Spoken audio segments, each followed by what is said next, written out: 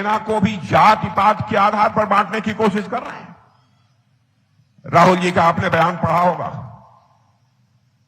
ठीक है, अगड़ा करिए, पिछड़ा करिए, आरक्षण होना चाहिए। आरक्षण के पक्षधर हम भी हैं, हमारी पार्टी भी है, आरक्षण दिया भी है। जितने गरीब हैं सबको आरक्षण दिया है, दूसरे वर्गों में भी जो गरीब हैं उनको भी आरक्षण दिया। लेकिन सेना के बारे में जाति पात के आधार पर, बहनों भाइयों, मैं समझता हूं कि चर्चा तक नहीं होनी चाहिए।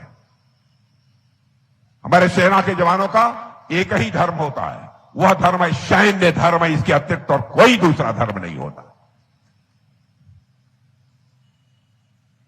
और जिस तरीके की यह बात बोल रहे हैं मेरे बहनों भाइयों, मैं कहना चाहता हूं यह देश के हित में किसी भी सूरत में नहीं है।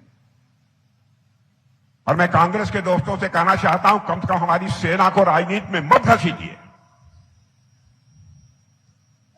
जब जब इस देश पर संकट आया है तो हमारे सेना के जवानों ने अपने शौर्य और पराक्रम का परिचय देकर भारत का मस्तक ऊंचा किया है।